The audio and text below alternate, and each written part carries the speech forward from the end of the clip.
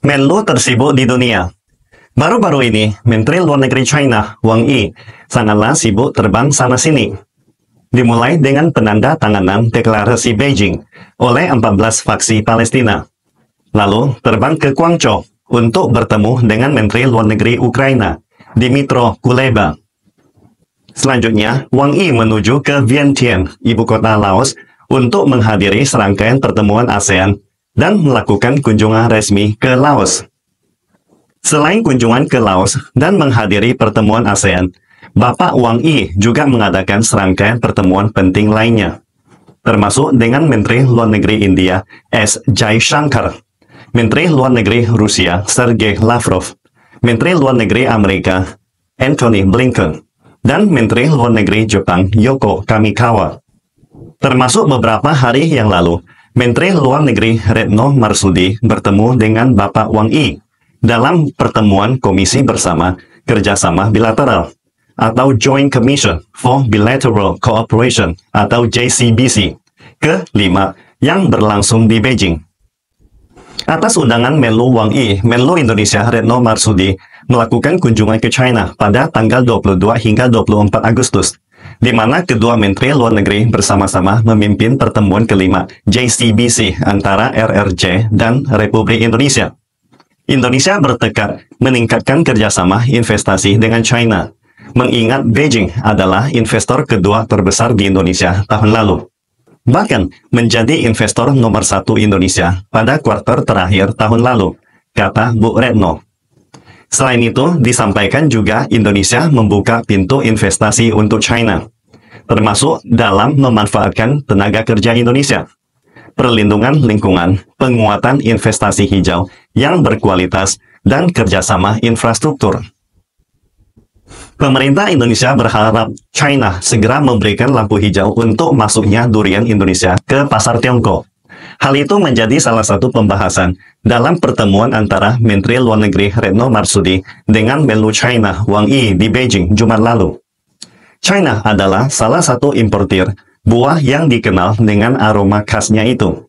Selama beberapa tahun terakhir, pemerintah Indonesia terus berupaya meyakinkan China bahwa durian Indonesia layak untuk diekspor.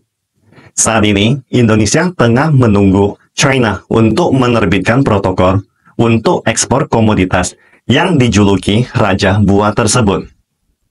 Jika menggambarkan intensitas pekerjaannya dengan istilah internet, Wang Yi tidak hanya bekerja 996, artinya bekerja dari jam 9 pagi hingga jam 9 malam selama 6 hari seminggu, melainkan sudah mencapai level 007 atau bekerja sepanjang waktu. Karena situasi ini, ada yang mengatakan bahwa diplomasi China sedang memasuki musim paling sibuk. Mengapa diplomasi China memasuki musim paling sibuk? Apa yang diungkapkan oleh musim paling sibuk ini tentang diplomasi China? Selama berkarir, Wang Yi kerap disebut-sebut sebagai rubah perak oleh media pemerintah China. Julukan itu disematkan lantaran rambutnya yang beruban dan keahlian bernegosiasi diplomatiknya. Bapak Wang Yi merupakan sosok yang cukup tajam, terutama ketika bersilat lidah. Beliau sering terang-terangan mengkritik sikap pro-Barat, bahkan memberikan peringatan langsung kepada AS untuk berhenti mengadu domba negara-negara ASEAN dengan China.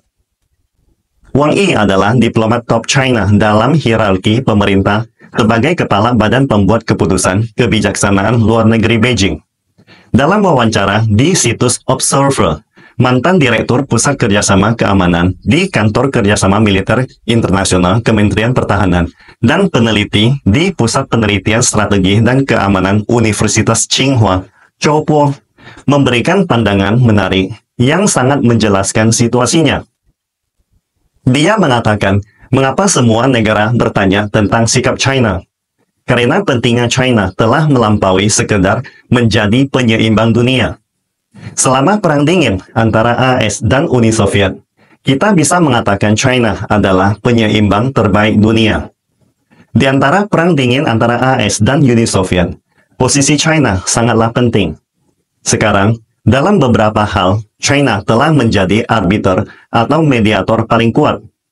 Contoh terbaik adalah deklarasi Beijing yang dicapai oleh 14 faksi Palestina di bawah mediasi China. Atau China yang berhasil mendamaikan dua musuh bebuyutan di Timur Tengah, Arab Saudi, dan Iran tahun lalu. Kenyataan di atas mengungkapkan inti dari situasinya. China telah berubah dari sekedar penyeimbang menjadi arbiter atau mediator. Jadi, apa sebenarnya peran arbiter dan mediator itu?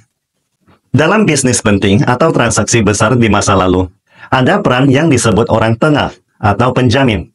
Orang tengah dan penjamin harus memastikan kedua belah pihak tidak melanggar kontrak dan kontrak dapat dilaksanakan dengan baik. Arbiter dan mediator modern mirip dengan peran orang tengah dan penjamin ini. Untuk menjamin perjanjian internasional yang sangat penting, Anda harus memiliki bobot tertentu.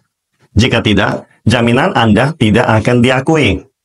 Jadi, menjadi mediator dan arbiter bukanlah peran yang bisa Anda ambil begitu saja, melainkan peran yang harus diberikan oleh pihak lain. Misalnya, dalam krisis Rusia-Ukraina, Turki dan Hongaria ingin menjadi mediator, tetapi jelas mereka tidak memiliki kemampuan atau kekuatan untuk menjadi penjamin. Selanjutnya, jika Rusia dan Ukraina mencapai kesepakatan tentang gencatan senjata dan penyelesaian krisis Ukraina, penjamin kesepakatan itu pasti termasuk China.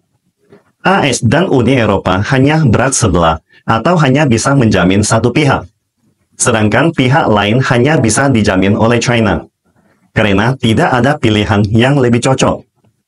Selain peran ini, kita juga melihat banyak pejabat tinggi maupun perusahaan raksasa dunia dari berbagai negara mengunjungi China, termasuk Menteri Luar Negeri China yang bertemu dengan pejabat tinggi negara lain di luar negeri.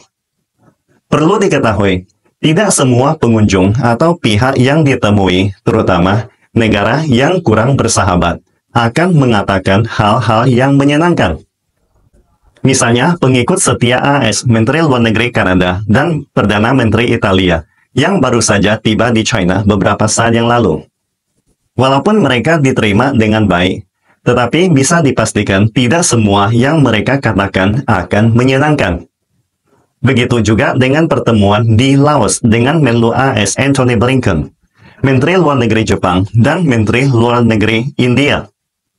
Berhubung kecemburuan mereka terhadap China, tidak semua yang mereka katakan akan menyenangkan. Namun herannya, mengapa mereka tetap bersikeras datang dan mengantri untuk bertemu dengan China?